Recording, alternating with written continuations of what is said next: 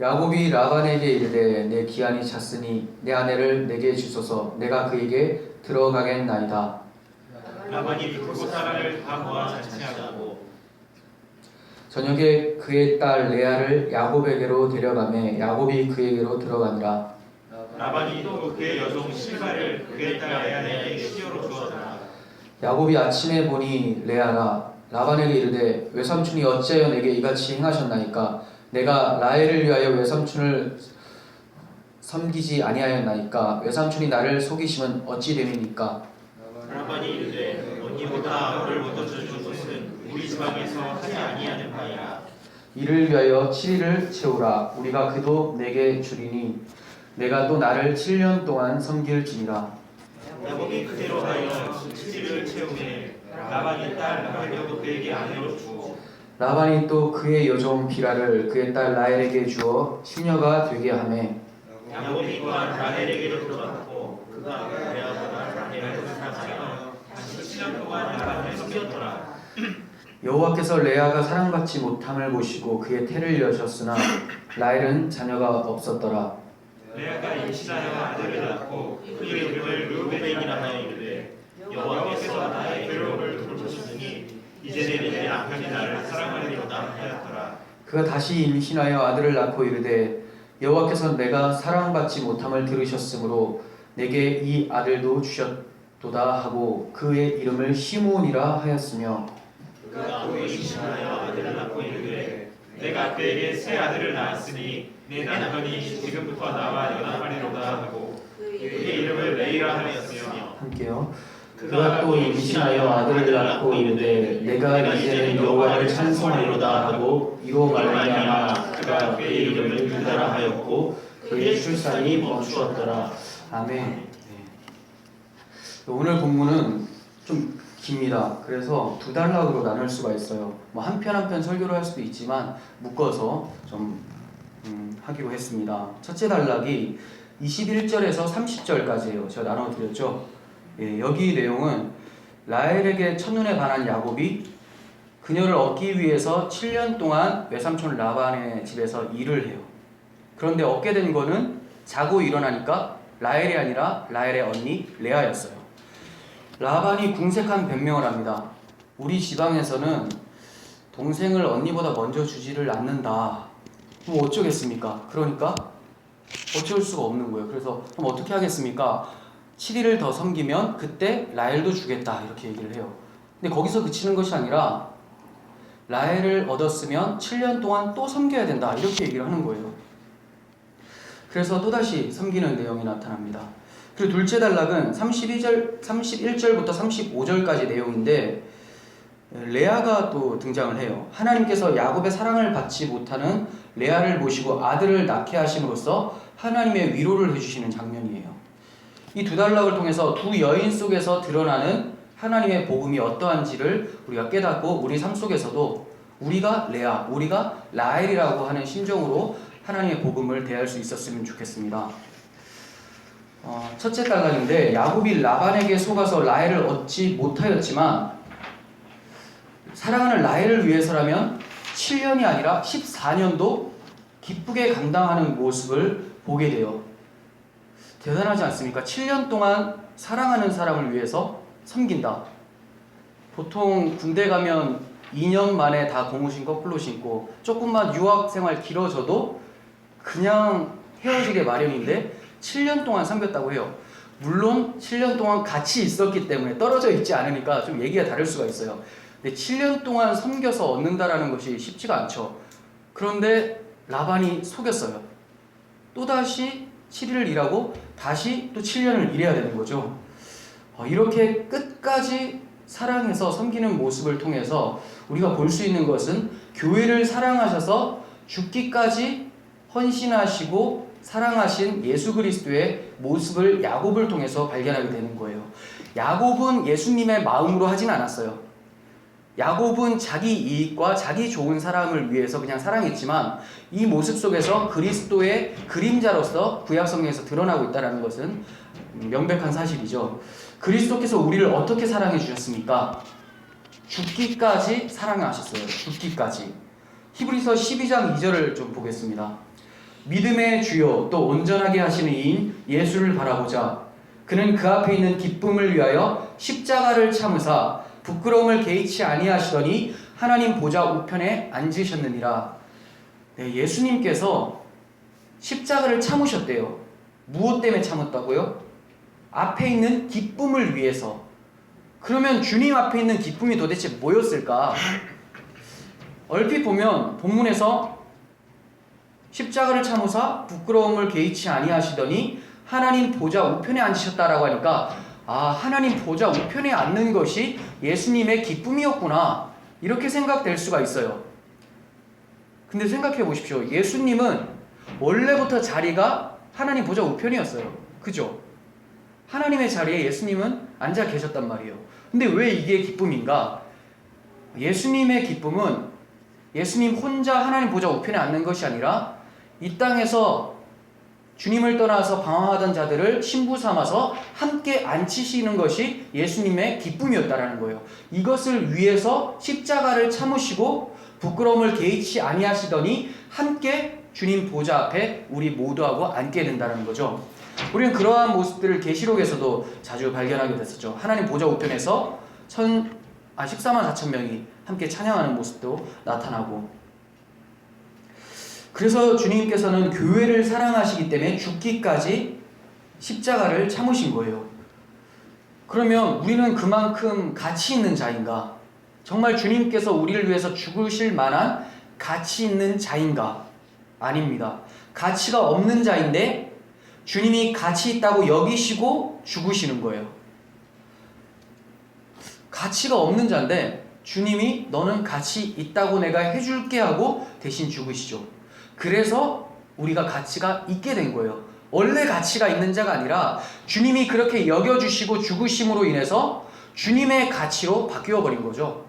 원래 안에는 완전 썩었는데 하나님을 반역하고 속에서 나오는 것들은 못된 생각밖에 없는데 주님이 우리를 위해서 죽으시고 새 마음을 불어넣어 주시니 우리가 새로운 피조물이 됨으로써 가치가 예수 그리스도의 가치가 되어버리는 거죠. 성경은 주님의 사랑을 이렇게 증거합니다. 로마서 5장 7절에서 8절. 의인을 위하여 죽는 자가 쉽지 않고 선인을 위하여 용감히 죽는 자가 혹 있거니와, 드물다는 거죠. 우리가 아직 죄인 되었을 때 그리스도께서 우리를 위하여서 죽으심으로 하나님께서 우리에 대한 자기 사랑을 확증하셨느니라. 네, 우리가 언제 어떤 모습일 때 주님이 죽으셨다고요? 여전히 죄인이었을 때. 여러분 각자 한번 생각해 보세요. 여러분들은 주님이 죽으실 만한 사람들입니까? 이 대답에서 성도라면 노라는 대답을 하게 되죠. 어떻게 주님이 나를 위해서 대신 죽는가? 말도 안 됩니다. 노입니다. 이렇게 얘기를 해요. 이렇게 노라고 진심으로 대답하는 자가 이 사랑이 적용된 자예요. 진심으로 대답하는 자 말씀드리는 거예요. 머리로 알고 주님 나를 위해서 죽으실 필요가 없습니다. 입으로만 하는 사람 말고 진심으로 그렇게 대답하는 자는 주님의 사랑이 적용된 자라는 거예요. 예스라고 말한다면 주님이 당연한 일을 하신 것이고 그래서 감사함도 없고 찬송도 있을 수가 없어요. 어차피 나는 가치 있는 자이기 때문에 주님은 당연히 나를 위해서 죽으셔야 된다. 여기 감사할 게 뭐가 있습니까? 당연한 건데. 그러한 자들은 하나님의 백성이 아니죠. 하나님의 백성은 자기가 구원받을 이유가 전혀 없다는 고백을 하는 공동체가 하나님의 백성이에요. 참 아이러니하죠. 나는 하나님께서 나를 위해서 죽으시는 것이 마땅합니다 라고 해서 모인 공동체가 아니라 나는 지금 당장 죽어 마땅합니다. 하나님 나를 지옥에 버려도 할 말이 없는 사람입니다 라고 고백하는 공동체가 교회라는 거예요. 하나님은 이러한 자들에게서 찬송을 받아내십니다. 자기 스스로 잘났다고 생각하는 사람은 하나님을 찬송할 수가 없어요. 근데 자기가 좀 부족하고 모자라고 하나님 앞에서 비참한 인생이라는 것을 깨닫는 자는 하나님의 구원을 감사하고 찬송하게 되죠. 우리 삶 속에서 왜 불평이 나옵니까? 내가 어떤 자인지를 망각하고 있어서 그래요. 마치 옆에 사람들이 자기를 인정해 주니까 내가 정말 인정받을 만한 사람이라고 착각을 해서 그런데, 정말 주님 앞에서 하나님 앞에서 거룩하신 분 앞에 서 있을 때 나의 더러움이 발칵 뒤집어진다면 우리는 불평할 수가 없죠. 지나가던 어떤 사람이 우리가 전도를 할 때 이 개 XX야라고 했어요. 기분이 굉장히 안 좋아지겠죠. 근데 그 모습 그대로 주님 앞에 갖다 대보세요. 걔보다 못하다고 고백이 나오게 되잖아요. 원래는 우리가 불평하거나 화가 날 것도 없어요. 근데 우리는 참 쉽지가 않습니다. 왜냐하면 마귀도 쉬지 않고 있고 우리 썩을 육체는 아직까지 진행형이에요. 죽어가고 있어요. 그러니까 계속해서 공격을 해대요. 이미 십자가에서 그리스도와 함께 죽었는데도 불구하고 나를 산자처럼 여기게 만드는 것, 주님과 함께 산 자가 아니라 스스로 살아있다라는 자로 인식하게 만드는 것이 마귀의 역할인데, 마귀가 쉬질 않으니까 우리가 계속 이런 데 노출이 된다는 거죠. 주님께서는 우리가 여전히 죄인이었을 때 우리를 위해서 죽으셨다, 이렇게 성경은 말씀하고 있습니다.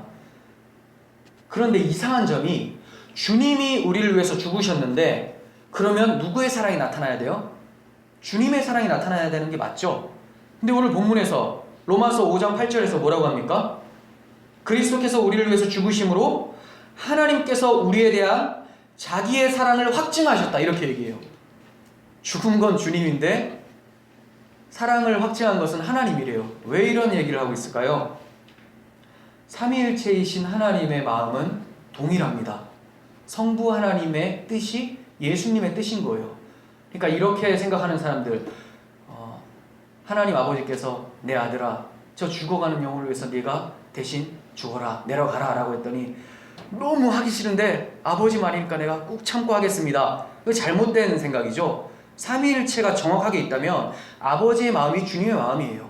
아버지가 얘기하실 때 저도 그러한 생각입니다 하고 당장 내려가시는 분이 주님이시라는 거죠. 이게 삼위일체의 동일한 마음이라는 거예요. 그럼 성령께서는 우리를 위해서 어떻게 사랑하실까요? 앞에 성부 하나님, 성자 예수님의 사랑은 나타났는데 성령께서는 어떻게 나타나실까요?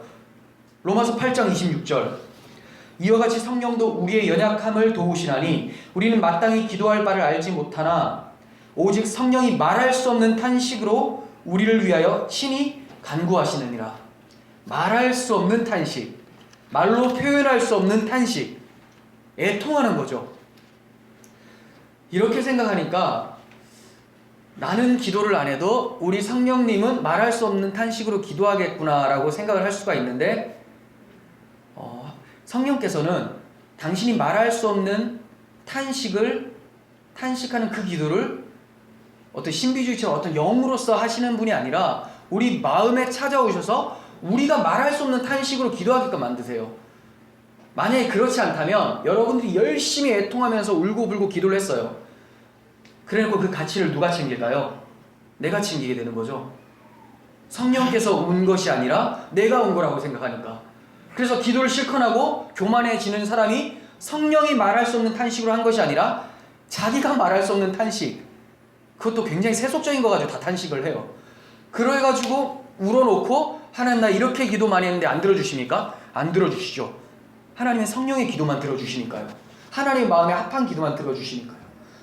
성령께서는 말할 수 없는 탄식으로 우리를 사랑해내시는데 우리를 통해서 기도로 나타내신다라는 거예요. 이렇게 삼위 하나님은 하나님의 모든 열심을 통해서 우리를 사랑해내시고 있는 거예요. 죽기까지 사랑하시고 계시는 거죠. 못났더라도 부족하더라도 우리가 하나님을 떠나 외도하더라도 우상숭배하더라도 하나님은 끝까지 사랑으로 안아주시고 계시는 거죠. 창녀 고멜을 사랑한 호세아 선지자가 하나님의 사랑을 10,000,000분의 1도 안 되지만 보여준 것이 바로 그 호세아서의 내용이에요. 인간이 이해할 수 있는 크기로 보여주신 것이 호세아의 사랑이에요. 하나님의 사랑을 보여줄 수는 없잖아요. 크기가 감당이 안 돼요. 말로 형용할 수가 없고 이 세상에서 나타낼 수가 없으니까 그걸 10,000,000분의 1, 수억만 분의 1로 축약을 해서 사람에게 드러낸 게 바로 호세아의 사랑이고, 이제 누구의 사랑입니까? 그리스도의 사랑인 거죠. 그렇게 넘어오는 거예요. 여러분, 이 사랑은, 이 하나님의 사랑은 나라는 단어에서 노라는 대답을 나타냄으로써 시작이 되는 거예요. 나라는 단어가 딱 있으면 노, 쉽게 말해서 나는 괜찮은 사람입니까? 라고 할 때 십자가에 못 박는 자, 아니다 난 죽었다라고 하는 자가 바로 하나님의 사랑을 받은 자라는 거예요. 주님의 죽기까지 사랑하심은 주님의 오래 참으심에서도 나타나요. 오래 참으심. 이러한 주님의 오래 참으심이 야곱의 모습에서 그림자로 보여지고 있는 거예요. 야곱이 어떻게 섬겼습니까? 7년 동안 섬겼죠. 그리고 다시 7일을 채우고 그 후에 라헬을 신부로 맞이하게 돼요. 하지만 또다시 7년을 섬기게 돼요. 그래도 이전의 7년과는 사뭇 다른 느낌이겠죠. 왜 그렇습니까? 이전에는 생짜배기로 참았고 일을 했는데 나머지 7년은 라헬하고 함께 지내면서 섬기는 거잖아요. 그죠? 그 전에는 라헬이 자기의 신부가 아니에요.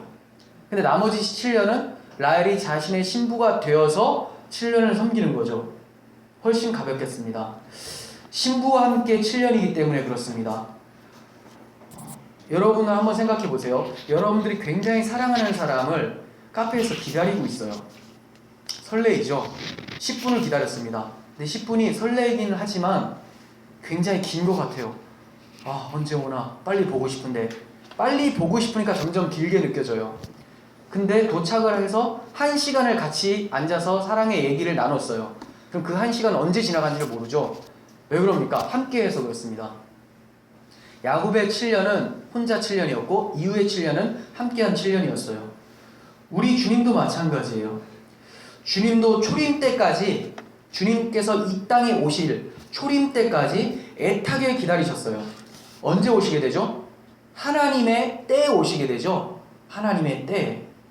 야곱에겐 7년이지만 하나님의 숫자 7, 즉 주님께는 하나님의 때가 되는 거예요. 창조부터 구약 기간 동안 하나님의 일하심을 생각해 보십시오.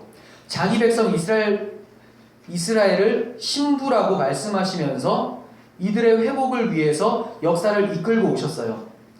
그렇지만 하나님은 늘 혼자셨죠. 왜? 이들이 신부인 줄을 알지 못하고 계속 외도를 하거든요. 우상 숭배를 하면서 하나님 앞에서는 영적 간음을 저지르고 말거든요. 그리고 야곱에게는 7일이 더해졌지만 주님께는 뭐가 더해졌을까요? 공생의 기간이 더해졌죠. 3년 반. 이 기간에도 주님은 혼자셨습니다. 제자들과 함께 다니긴 했지만 제자들이 주님이 어떤 분인지를 잘 몰라요. 그러니까 남편하고 같이 있긴 있는데 남편이 어떤 남편인지를 잘 모르고 계속 헛소리를 막 해요. 혼자예요, 혼자. 주님께서 기도하실 때도 늘 혼자 하셨죠. 야곱도 주님도 이 기간이 제일 애가 탔을 거예요. 눈앞에 있는데 자기 사람은 아닌 거예요. 야곱이 7일 일을 하는데 눈앞에 라헬이 있긴 한데 내 신부는 아직 아닌 거죠. 주님의 제자들이, 주님의 백성들이 눈앞에 있고 같이 다니는데 아직까지 주님의 신부가 안 된 상태예요. 근데 언제 됩니까? 야곱으로 따지면 7일 후에, 주님으로 따지면 공생의 기간 후에 뭐가 찾아옵니까? 성령이 찾아오죠. 성령께서 그 백성들 마음 가운데 들어가시고 그들이 이제 주님을 바르게 인식하고 주님을 신랑으로 생각하면서 주님의 신부답게 살아가게 돼요. 이 기간이 야곱이 이후에 7년을 라헬과 함께한 기간이겠죠. 주님은 성령으로 우리 신부와 함께 주님 재림의 때까지 달려가고 계시는 거예요. 그러니까 주님은 지금 기간은 요한계시록에서 7교회에게도 말씀하시는 것처럼 내가 너희와 함께하고 너희는 반드시 이긴다라고 말씀하시는 것처럼 계속 그 야곱의 7년의 기간을 달려가고 있는 것이죠. 이렇게 야곱이 신부를 얻기 위해서 섬겼던 시간들은 주님께서 교회를 위해 구원 사역을 감당했던 기간으로 예표하고 있다는 것을 보게 됩니다. 초림 때도 오래 참으셨고 공생애 동안도 참으셨고 또 재림의 때까지도 참으시는 주님이에요. 베드로 사도는 1000년을 하루같이, 하루를 1000년같이 주님은 오래 참으신다라고 얘기해요. 우리가 생각하는 참으심이 아니죠. 끝까지 기다리십니다. 마지막 한 사람이 돌아올 때까지, 그리고 돌아왔더라도 아직까지 주님을 잘 모르고 계속해서 방황하는 기존 신자들 가운데에도 성장할 수 있도록 바르게 주님을 인식할 때까지 주님께서는 계속 기다리신다는 거예요. 신랑이신 하나님의 사랑이 신부인 교회에게 정말로 전해졌다면 신부인 교회는 신랑의 사랑으로 신랑을 사랑하게 돼요. 무슨 말인지 아세요? 신부가 자기 사랑으로 신랑을 사랑하는 것이 아니라 신랑에게 받은 사랑이 너무나 크기 때문에 거기에 감동해서 신랑을 사랑하게 되는 거예요. 그러니까 자기가 하나님을 사랑한다고 해도 하나님 앞에 나 잘해줘라고 할 말이 없어요. 왜냐하면 받은 은혜 때문에 사랑하는 거니까. 그게 밀려오니까. 그래서 하나님을 사랑하려면 먼저 하나님의 사랑을 알아야 돼요. 그자가 하나님을 사랑할 수 있는 겁니다. 그런데 주님은 보이지 않는 하나님을 사랑하는 것은 이웃사랑을 통해서 나타난다라고 말씀하고 계세요. 즉 교회에게도 죽기까지 사랑하는 것과 오래 참으심을 요구하신다라는 거예요. 죽기까지 사랑하실 수 있습니까? 그냥 사랑하는 거 말고 죽기까지. 죽는다라는 거, 죽기까지란 말은 자존심 다 없어진다는 말이죠. 죽는 마당에 뭐가 필요하겠습니까? 우리 신앙의 선배들은 그러한 삶을 살았었어요. 이들의 삶은 죽음으로 보여졌습니다. 초대교회 선배님들이 그랬었고 종교개혁교회의 선배님들이 그러했었고 지금 이 시간에도 수많은 지역에서 목숨 다해가며 싸우시는 주의 복음을 증거하는 선교사님들의 삶이 그렇습니다. 계시록 12장 11절 보겠습니다. 또 우리 형제들이 어린 양의 피와 자기들이 증언하는 말씀으로 그를 이겼으니 그들은 죽기까지 자기들의 생명을 아끼지 아니하였도다. 계시록에 두 증인이 나타나고 하나님의 백성들의 삶이 어떠한지를 보여주고 있는 거예요. 이들이 무엇 때문에 생명을 아끼지 않았다고 말씀하고 있습니까? 어린 양의 피, 하나님의 말씀, 복음 때문이죠. 이들이 입을 다물고 있었다면 죽을 필요가 없어요. 입을 다물고 있는데 무슨 죽음이 찾아옵니까? 입을 열었더니 죽음이라는 것이 찾아오는 거예요. 주님께서도 가만히 계셨으면 십자가 안 지시죠. 근데 오셔서 계속 천국 복음을 말씀하니까 죽게 되는 거예요. 우리가 지금 왜 살아있습니까? 천국 복음을 안전하니까 살아있겠죠. 네. 물론 한국에서는 천국 복음을 전해도 잘 안 죽죠. 네, 잘 안 죽습니다. 얼마나 그러니까 축복받은 땅입니까? 근데 이러한 환경이기 때문에 더 못 전하는 게 현실이에요. 굉장히 나태해지고 안일해지죠. 마귀가 또 쉬지를 않고 일을 하죠. 우리는 쉬는데 마귀는 일을 해요. 계시록 14장 13절 보겠습니다. 또 내가 들으니 하늘에서 음성이 나서 이르되 기억하라 지금 이후로 주 안에서 죽은 자들은 복이 있도다 하시매 성령이 이르시되 그러하다 그들이 수고를 그치고 쉬리니 이는 그들의 행한 일이 따르니라 하시더라. 주 안에서 죽는 것이 복이 있다라고 얘기하고 있어요. 그러니까 초대교회 선배님들, 종교개혁 당시 선배님들, 수많은 선교사님들은 복 있는 자죠. 우리들에게도 이러한 복이 있었으면 좋겠습니다. 이러한 복을 다르게 말하면 주 안에서 죽는 복이라는 거예요. 뭐 칼에 맞아서 죽을 수도 있고 총에 맞아서 죽을 수도 있고 육체적 죽음이 아니더라도 자기 부인을 하면서 십자가에 못 박히는 삶, 이게 바로 주 안에서 죽는 거죠. 자존심 다 내려놓으라는 말이죠. 네 거 하나도 없고 다 주님의 것이다. 너 누가 짓밟을 때 짓밟혀라. 그 대신 짓밟을수록 그 안에서 그리스도의 피가 터져나온다. 그리스도의 피로 세상이 복음화되는 거죠. 우리가 사라져야지 주님의 복음이 나타나요. 내가 부인되어지고 내가 계속해서 사람들한테 창피 당할 때, 그럼에도 불구하고 대적하지 않을 때 그리스도의 생명이 나타나게 돼요. 십자가 복음이 그렇잖아요. 주님이 만약에 우리와 같은 혈기로 계셨다면 십자가에서 당장 내려와서 다 없애버렸었겠죠. 근데 주님께서는 남들이 욕하고 뺨을 때릴 때 그냥 맞으셨다는 거죠. 정말 우리가 그리스도의 사랑이 가슴에 찾아온다면 우리가 그리스도를 사랑할 수 있게 되잖아요. 근데 그게 아까 뭐라고 말씀드렸죠? 이웃사랑을 통해서 나타난다는 거예요. 그러니까 우리가 주변 사람들한테 어떻게 하는 거에 따라서 내가 하나님을 사랑하는가, 하나님의 사랑을 받았는가가 증명이 된다는 거예요. 참 이렇게 설교하면서 저도 참 힘들어요. 이게 맞는 말이긴 한데 그 삶이 안 나타나니까, 따라가기 힘드니까. 그래도 주님은 계속해서 이걸 전하라고 하고 바른 말을 전하라고 하는 거죠. 우리 함께 정신 차렸으면 좋겠습니다. 이렇게 라헬을 사랑한 야곱의 모습 속에서 교회를 죽기까지 사랑하시고 오래 참으신 주님의 사랑을 살펴봤어요. 그렇다면 레아를 통한 복음은 무엇일까요? 이제 두 번째 단락이 레아에 대한 내용인데, 야곱에게 사랑받지 못하는 상태의 여자가 바로 레아예요. 야곱이 주로 잠자리를 어디서 할까요? 라헬한테 가서 자겠죠. 예. 거의 라헬과 자고 어쩌다 한 번씩 이 레아를 찾아와요. 그 어쩌다가 언제냐? 엄청 싸웠을 때. 엄청 싸울 때 각방 쓰잖아요. 근데 갈 때가 있어요. 참 야곱은 참 대단한 능력자인데 갈 때가 있어요. 그럼 언제? 아유, 뭘 그렇게 사랑하는데 뭘 싸웁니까? 싸우는 게 조금만 지나면 나옵니다. 다음 장에 30장에 나오죠. 1절 2절 보겠습니다. 라헬이 자기가 야곱에게서 아들을 낳지 못함을 보고 그의 언니를 시기하여 야곱에게 이르되 내게 자식을 낳게 하라. 그렇지 않으면 내가 죽겠노라. 거세요. 여자가 굉장히 거셉니다. 야곱이 라헬에게 성을 내어 이르되 그대를 임신하지 못하게 하시는 이는 하나님이시니 내가 하나님을 대신하겠느냐. 성을 냈고 내가 죽겠노라 정도 했으면 엄청 싸운 거죠. 예, 이럴 때마다 레아를 찾아가는 것 같아요. 레아가 참 불쌍해요. 본천을 레아입니다. 먼저 맞이했으니까 싫든 좋든 상황은 어찌 됐든 레아가 먼저예요. 라헬은 세컨드죠. 근데 맨날 라헬한테만 가 있어요. 얼마나 레아가 비참하겠습니까? 이렇게 야곱의 사랑을 받지 못하는 레아를 하나님이 사랑하시는 것을 보게 돼요. 31절 여호와께서 레아가 사랑받지 못함을 보시고 그의 태를 여섰으나 라헬은 자녀가 없더라. 네, 차별이 나타나죠. 하나님께서 돌보고 계시는 거예요. 그래서 아들을 허락해 주세요. 하나님의 위로입니다.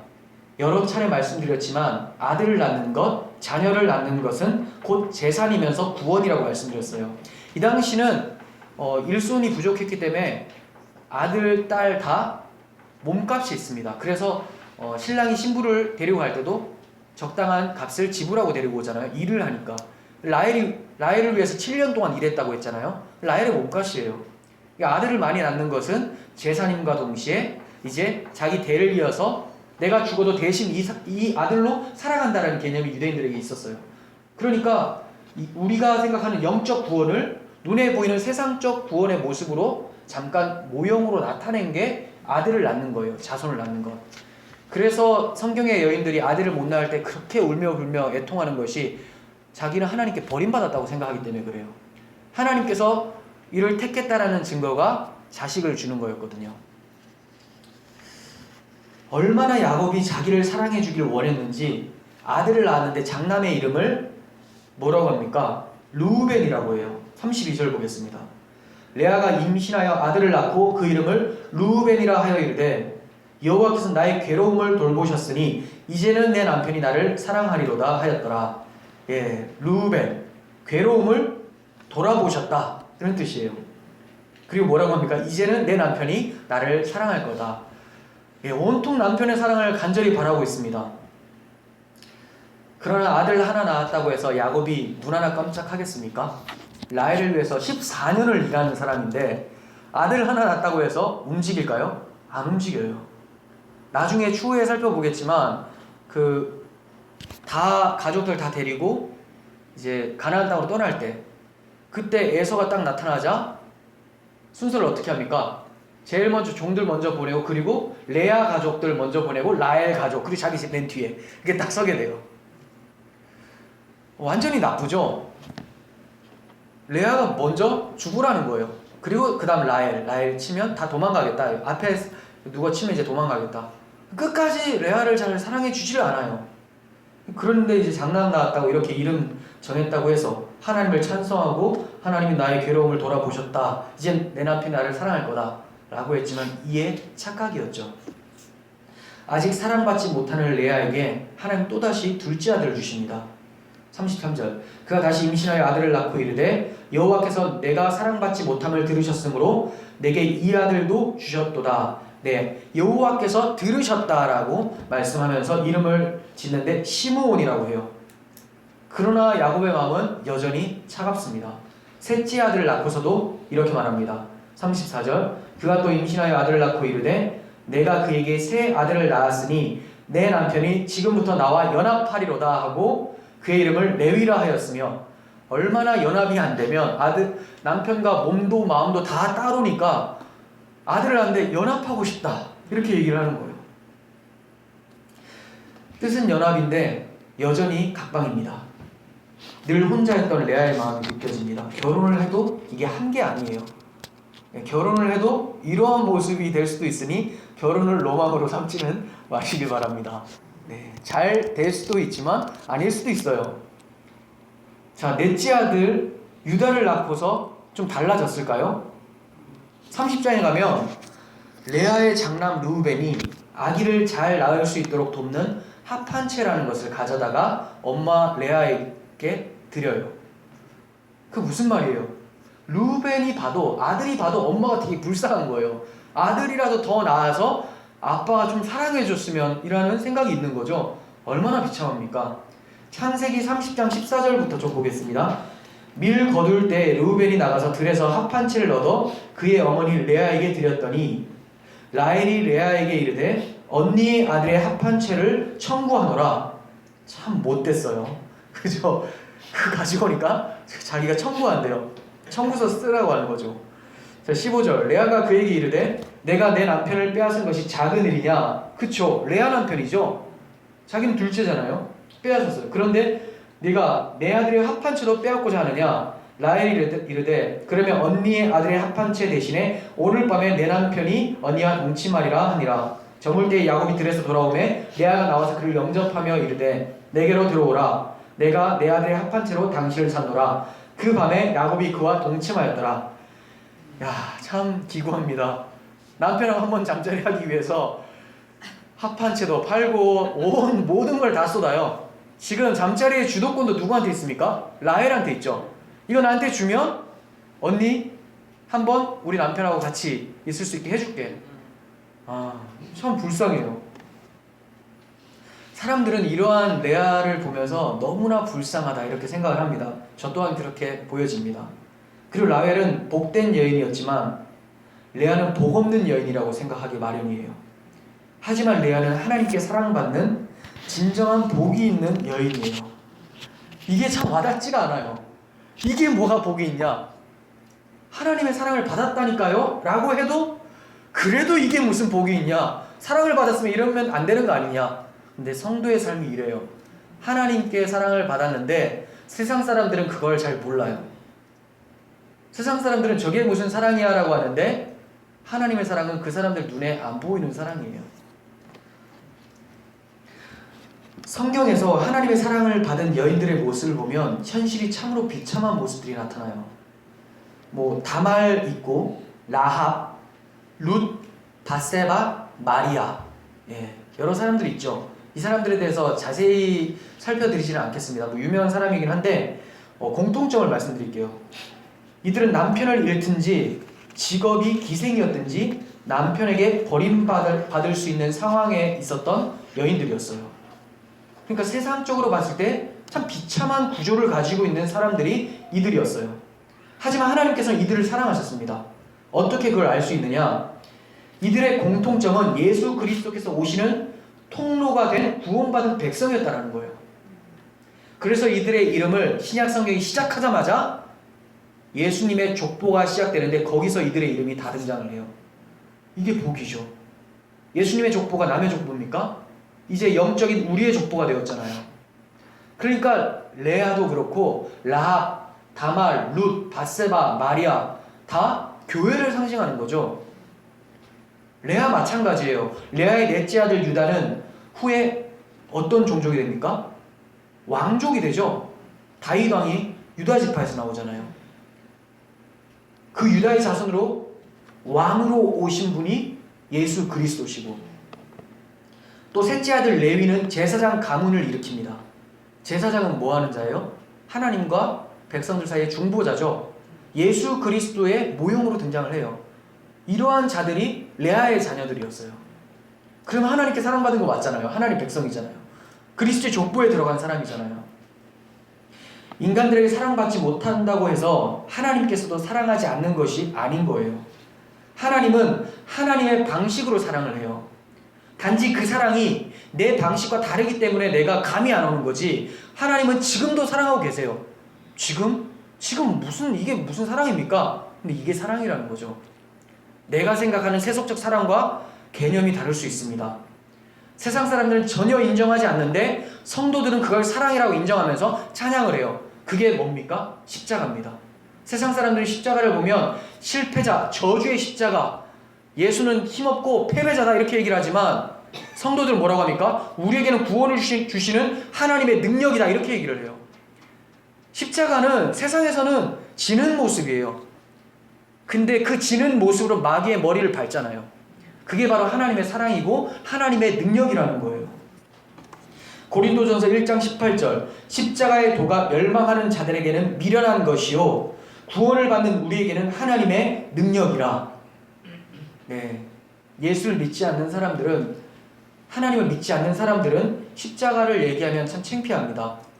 어떤 예수를 원하냐면 돈 많이 주고 성공해 주고 많은 사람들보다 권력도 있어서 누가 업신여기지 못하게 하는 그 능력이 있는 구원자가 진짜 구원자가 아니냐 이렇게 생각을 해요. 근데 지금 사도 바울은 뭐라고 합니까? 멸망하는 자들에게는 십자가의 도가 미련해 보인다. 여러분 십자가 미련하게 보입니까? 미련하게 보인다 다른 말로 해볼게요. 십자가 부끄럽다. 부끄럽다. 부끄러워하잖아요. 입이 잘 안 떨어지잖아요. 십자가 얘기가. 그럼 어떻게 됩니까? 멸망한대요. 구원받는 우리에게는 하나님의 능력이래요. 참 기독교인으로서의 삶이 힘듭니다. 그런데 이거는 하나님의 사랑을 우리가 진짜 바르게 인식하고 기도하면서 체감하게 되면 십자가가 능력이 돼요. 부끄러워지지 않아요. 근데 그 하나님의 사랑을 잘 인식 못하고 기도하면서 하나님과의 관계를 맺지 못하면 이렇게 돼요. 미련해 보이게 돼요. 하나님 멀게 느껴지고 십자가 무슨 십자가야. 교회에다 큰 십자가 하나 달면 차라리 더 능력 있는 게 아닐까. 교회 건물에다 십자가 다는 게 아니라 우리 가슴 한복판에다 다 집어넣어야죠. 어디다가 맨날 십자가를 답니까? 물론 교회 십자가 달 수도 있습니다. 제가 말씀드리고자 하는 거는 우리 가슴에 피 묻은 그리스도의 십자가가 없으면 하나님의 능력은 안 나타난다는 거예요. 세속에 복이 많은 게 복이 아니라 예수님의 족보가 나의 족보가 된 자가 복이 있는 자예요. 세상에서는 약하고 미련하고 천한 것처럼 보일 수가 있어요. 하지만 하나님의 택하심은 주로 그러한 자들에게 나타나고 있어요. 고린도전서 1장 26절부터 31절까지 보도록 하겠습니다. 형제들아 너희를 부르심을 보라. 육체를 따라 지혜로운 자가 많지 아니하며 능한 자가 많지 아니하며 문벌 좋은 자가 많지 아니하도다. 그러나 하나님께서 세상의 미련한 것들을 택하사 지혜 있는 자들을 부끄럽게 하시려고 하시고 세상의 약한 것들을 택하사 강한 것들을 부끄럽게 하려 하시며 하나님께서 세상의 천한 것들과 멸시받는 것과 없는 것들을 택하사 있는 것들을 폐하려 하시나니 이는 아무 육체도 하나님 앞에서 자랑하지 못하게 하려 하심이라. 너희는 하나님으로부터 나서 그리스도 예수 안에 있고 예수는 하나님으로부터 나와서 우리에게 지혜와 의로움과 거룩함과 구원함이 되셨으니 기록된 바 자랑하는 자는 주 안에서 자랑하라 함과 같게 하려 함이라. 아멘. 대부분 성도들의 모습이 어떻다고요? 세상에서 지혜가 없고 능하지 못하고 문벌도 없고 미련하고 약하고 천하고 멸시받고 없는 자들, 다는 아니고 대부분 그렇다는 거예요. 여기 그렇게 나오죠. 많지 아니하며. 누가 같은 사람도 있죠. 의사, 그죠? 베드로와 같은 사람도 있고 여러 부류가 있지만 그렇게 대단해 보이지 않아 보인다는 거예요. 왜 하나님께서 이런 사람들을 쓰실까요? 그래야지 아무 육체도 하나님 앞에서 자랑하지 못하니까. 자기가 뭔 대단한 능력이 있으면 구원받은 것도 자기 능력으로 구원받았다고 생각을 해요. 그리스도를 믿은 것도 너는 왜 못 믿냐? 나는 믿었는데 이렇게 나오죠. 근데 정말 미련하고 약하고 천한 사람들 어떻게 생각합니까? 나 같은 자에게 베풀어 주신 주님의 구원의 손길. 못 믿는 자가 있으면 저에게도 하나님의 손길이 미치기를 간절히 원합니다. 나 같은 자에게도 베풀어 주셨는데 쟤는 나보다 나아 보이니까 하나님 그래도 저 사람을 사랑해 주시면 안 되겠습니까? 이렇게 기도할 수 있게 되잖아요. 그래서 하나님께서는 약한 자를 택하세요. 강한 자를 택하시더라도 그를 약하게 만들어 버리세요. 부유함이 사라진다는 말 아닙니다. 심령이 가난해진다는 거예요. 하나님 앞에서 겸손함을 유지하게 된다는 거예요. 그럴 때 하나님의 영광이 드러나게 되는 것이죠. 여러분들에게 무엇이 자랑입니까? 사도 바울은 자랑하는 자는 주 안에서 자랑하라 이렇게 얘기합니다. 주 안에서. 무슨 말이에요? 자랑하려면 너 드러내지 말고 주님만 드러내라 이 얘기죠. 여러분은 무엇이 자랑입니까? 갈라디아서 6장 14절. 그러나 내게는 우리 주 예수 그리스도의 십자가 외에는 결코 자랑할 것이 없으니 그리스도로 말미암아 세상이 나를 대하여 십자가에 못 박히고 내가 또한 세상에 대하여 그러하니라. 세상과 영원한 결별이라고 지금 얘기를 하고 있죠. 세상도 십자가에서 못 박혀서 끝나버렸고 나도 십자가에서 못 박혀서 끝났으니까 이제 나는 세상의 것들을 도저히 자랑할 수가 없다. 죽어버렸기 때문에 세상에 대해서는. 그래서 돈 많다고 자랑하고 지식 높다고 교회에서 자랑한다면 아직 세상이 자기에 대해서 십자가에 못 박히지 않았고 자기도 십자가에 못 박히지 않은 거죠. 무엇만 자랑하게 됩니까? 이 공동체 안에 들어오면 예수의 십자가만 드러내게 되는 거예요. 그래서 한 가족이고 한 몸이 돼요. 의견이 다 하나예요. 예수로 하나가 돼요. 삼위일체 하나님과 같이 우리는 우리 안에서 일체를 누리게 되는 거죠. 영의 일체, 같은 마음, 같은 뜻으로 하나됨을 유지하는 것. 이게 바로 교회 공동체입니다. 그러니까 교회가 맨날 분쟁이 있고 싸우고 하는 것도 결국 십자가에 다 못 박히지 않고 서로 자기 잘났다고 하니까 싸움이 일어나는 거죠. 근데 다 죽은 자로 서면 누구만 남아요? 다 죽었으니까 예수 한 명만 딱 남아있는 거예요. 그 안에서 통일되는 거죠. 레아가 라헬보다 불쌍해 보이는 것은 하나님의 관점이 아니에요. 레아는 죽어서 믿음의 조상들이 있는 막벨라 굴에 장사됩니다. 막벨라 굴은 아브라함이 하나님의 약속을 기억하면서 돈을 주고 산 조그만 땅이에요. 레아는 언약 안에서 잠든 복 있는 사람이라는 거죠. 또한 그토록 라헬만을 사랑한 야곱도 죽기 직전에 임종 앞에서 어떻게 예언한지 아세요? 라헬이 묻혀있는 막벨라 굴에 나를 묻어달라. 죽기 직전에 회심했는지 죽기 직전에 진짜 본처가 둘 다 본처입니다. 예, 첫 번째가 더 생각이 났는지 이제 깨달은 것 같아요. 하나님의 긍휼하심이 느껴지십니까? 레아를 사랑하셔서 결국은 아들 주시고 야곱도 주시고 막벨라 굴도 주시고 계속해서 보호하고 계시는 거예요. 레아가 세상의 눈에는 비참합니다. 하지만 복음을 아는 우리 눈에는 비참해 보여서는 안 돼요. 그렇다면 우리가 진짜로 비참한 사람이 되는 거예요. 만약 레아가 불쌍하다 이걸로만 그치게 된다면 진짜 불쌍한 사람은 우리가 되는 거예요. 여러분들은 무엇 때문에 비참하시고 무엇 때문에 자랑스러우십니까? 그리스도 밖에 있는 것이 비참한 거고 그리스도 안에 있는 것이 우리들의 자랑인 거예요. 라헬을 위해 죽도록 섬기고 인내한 야곱의 모습 속에서 그리고 레아에게 자식을 주시고 막벨라 굴을 주시고 마침내 야곱까지 주신 하나님의 손길 속에서 놀라운 복음의 능력을 보게 돼요. 이 복음을 잊지 마시고 늘 주님을 찬송하면서 십자가의 능력이 나타나는 삶이 우리 모두에게 있기를 간절히 소원합니다. 기도하겠습니다. 하나님 아버지 감사합니다.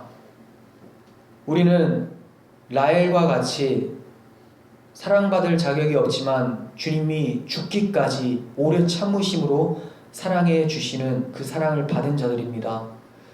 레아와 같이 세상에서는 불쌍해 보이지만 하나님의 위로를 통해서 진정으로 복받은 사랑으로 사는 성도입니다. 주님, 그 성도의 삶 속에서 그리스도의 생명이 나타나게 하시고 십자가의 복음의 능력이 꾸준히 나타나서 이웃들에게도 그 사랑의 능력을 전파할 수 있도록 도와주시옵소서. 감사드리고 예수님의 이름으로 기도합니다. 아멘.